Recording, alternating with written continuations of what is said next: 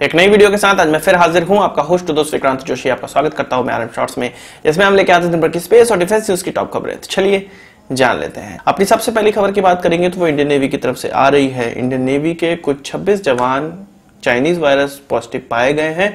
हालांकि ये जो जवान थे वो किसी वॉरशिप या सबमरीन में पोस्टेड नहीं थे, ऑनशोर लॉजिस्टिक फैसिलिटी में थे जिसका नाम INS अंग्रे है। और ये जो 26 जवान पॉजिटिव पाए गए हैं, इनके अलावा कोई भी ऐसा व्यक्ति नहीं है जो कि पॉजिटिव है या किसी वॉरशिप या सबमरीन में यह वायरस नहीं पहुंचा है, ऐसा इंडियन नेवी का कहना है। जिस बिल्डिंग में ये लोग रहते थे, ये जवान हमारे रहते थे, वहां के आसपास भी सारी चेकिंग कर ली गई है, सभी लोगों को टेस्ट कर लिया गया है, किसी का भी टेस्ट पॉजिटिव नहीं आया है। तो एक इसको इनिशियल शुरुआत माना जा सकता है। इन जवानों में इनिशियल जो शुरुआत हुआ था चाइनीज वायरस का, और उसके बाद अब इनका इलाज चल रहा है। और इस चाइनीज वायरस को इंडियन नेवी में फैलने से और हमारे वॉरशिप और सबमरीन में फैलने से रोकने के लिए पूरा प्रयास किया जा रहा है, क्योंकि अगर यदि ये सबमरीन और वॉरशिप में फैल जाता है तब ऐसे क्रू को इफेक्ट कर सकता है जो कि इन मशीनों को चलाते हैं, और जिससे कि ये मशीनें आगे ठप पड़ सकती हैं। वहीं स्विट्जरलैंड से भारतीयों के लिए एक बड़ी अच्छी खबर निकलकर सामने आई है। स्विट्जरलैंड की एक माउंटेन पीक है जिसको मैटरहॉर्न पीक कहा जाता है, और ये बहुत सैलानियों के लिए आकर्षण का कारण बनता है। और ऐसी माउंटेन पीक है जिसकी सबसे ज्यादा फोटोज ली गई हैं पूरे विश्व में। तो यहां पर एक प्रोजेक्शन शो होता है, और चाइनीज वायरस आने के बाद लगातार यहां पर प्रोजेक्शन का एक शो होता चला जा रहा है, जिसमें इस पर्वत को अलग अलग शब्दावलियों से सुसज्जित किया जाता है। इसमें प्रोजेक्शन किया जाता है लाइट का, और अलग अलग उसमें आकृति प्रदान की जाती है, और जिससे कि इस चाइनीज वायरस से लड़ने के लिए सॉलिडेरिटी बनी रहे, इस चीज के लिए यह सब चीजें की जाती हैं। अभी कुछ दिनों से इसमें उन देशों के झंडों को उकेरा जा रहा है जिसमें कि अब भारत के झंडा भी इसमें उकेरा गया। इससे पहले US, UK, जापान, पोर्चुगल और जर्मनी के झंडे इस पर उकेरे जा चुके हैं लाइट के माध्यम से, और अब भारत का झंडा भी इस पर उकेरा गया। इस झंडे को उकेरने से यह मतलब है कि स्विट्जरलैंड इन देशों के साथ, जिन देशों को उकेरा जा रहा है उनके साथ खड़ा है इस चाइनीज वायरस में, और हम सब मिलके एक साथ इस चाइनीज वायरस का सामना करेंगे। यह चीज दर्शाने का प्रयास है।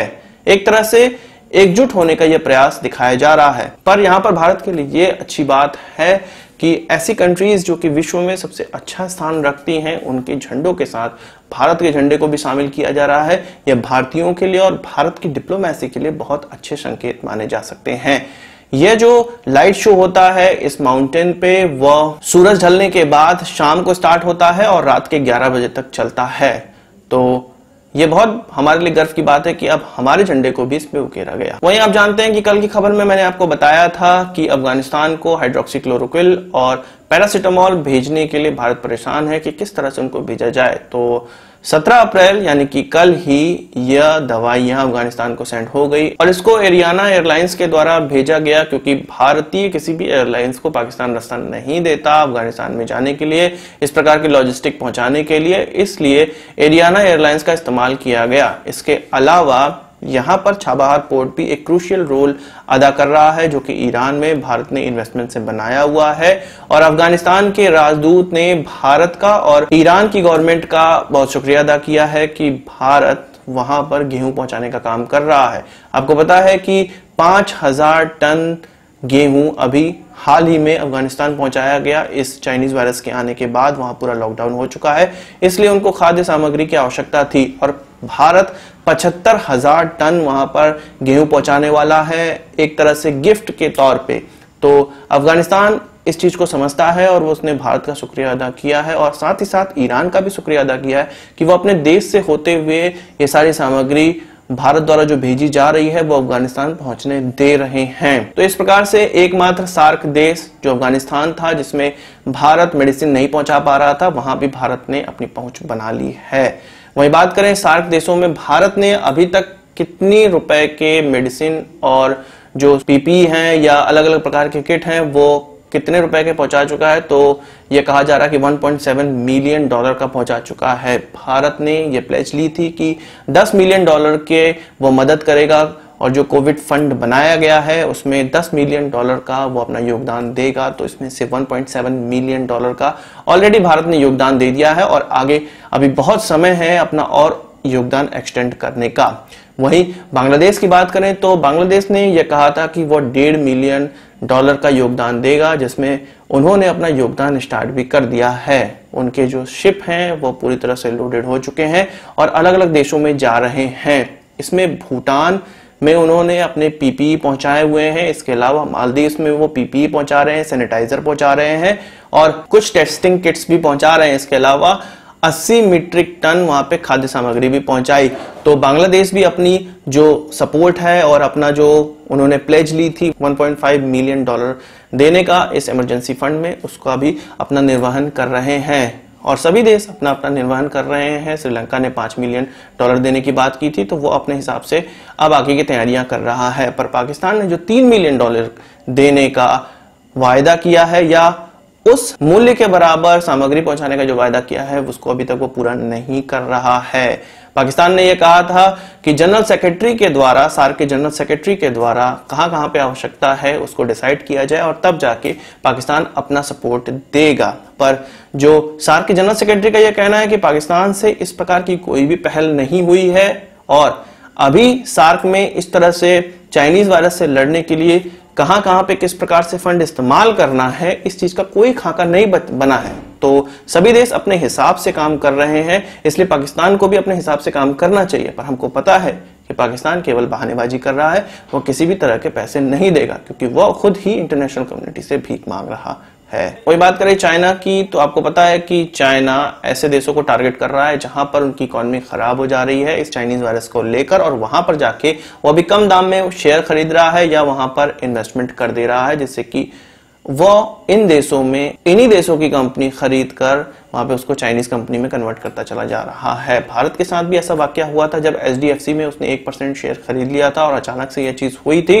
तो इसलिए एमएसएमई जो भारत की हैं वो सरकार के पास गई कि इसके लिए कोई व्यवस्था की जाए कि अचानक से चाइना आके हमारे देश में इन्वेस्टमेंट ना कर दे और हमारे जो छोटे उद्योग हैं, लघु उद्योग हैं, उन पर अपना कब्जा ना कर ले। इसलिए भारत ने अब एक ऐसी व्यवस्था कर दी है, कोई भी एफडीआई जो भारत की बाउंड्री से लगने वाले देश हैं या उस एफडीआई का जो मेन कंपनियां या जो मेन लाभान्वित होने वाला व्यक्ति है वो भारत की बाउंड्री से लगने वाले जिन किसी भी देशों का अगर होगा तो गवर्नमेंट के थ्रू होकर ही वो एफडीआई कर सकता है। इससे पहले केवल पाकिस्तान और बांग्लादेश के साथ ये रूल लगता था कि वो डायरेक्ट एफडीआई नहीं कर सकते हैं, गवर्नमेंट से होते हुए एफडीआई करना था उनको। इसके अलावा किसी भी देश पर ये रूल नहीं लगता था, पर अब इस रूल को चेंज करके ऐसे सभी देशों पे ये रूल लगेगा जो कि भारत की बाउंड्री से टच होते हैं। तो ये बहुत अच्छा डिसीजन भारत का माना जा सकता है।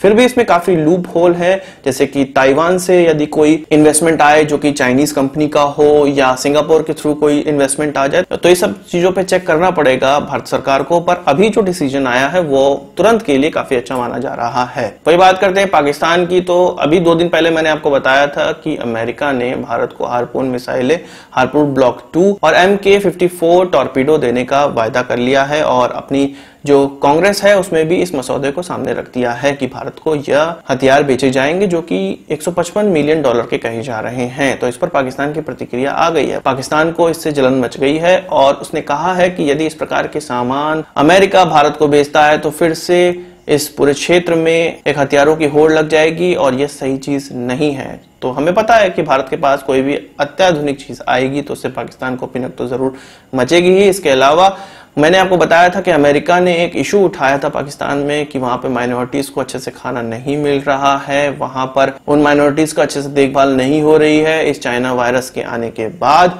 तो उस पर भी पाकिस्तान ने कहा है कि ये सब गलत खबरें हैं या किसी 1-2 इवेंट को लेकर खबरें बनाई गई हैं और ये सब झूठी हैं। तो यह तो उनका जवाब था जब यूएस ने इस पर अपनी आवाज उठाई। तो वहीं एक बहुत महत्वपूर्ण खबर निकलकर सामने आई है जो कि पाकिस्तान की डॉन पत्रिका में निकल कर आई है और इससे पहले कनाडा की पत्रिका में यह न्यूज निकलकर सामने आई थी।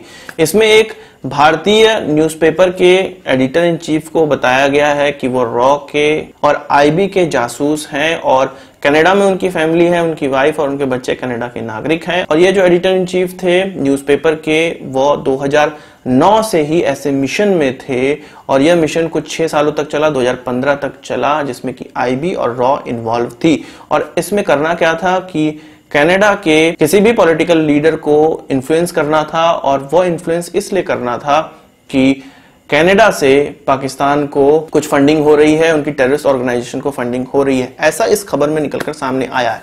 इस खबर की एक्चुअलिटी तब सामने आई और यह चीज पूरी तब निकलकर सामने आई जब इस न्यूज़पेपर के एडिटर ने कनाडा में बसने के लिए याचिका दायर की और तब उनका जब बैकग्राउंड चेक किया गया तो इसमें पाया गया कि ये रॉ और आईबी के साथ मिलते रहते हैं। इस एडिटर इन चीफ ने यह बोला है कि वो अपने काम के, क्योंकि उनका काम इस प्रकार का है, इसलिए वो रॉ और आईबी के लोगों से मिलते रहे हैं।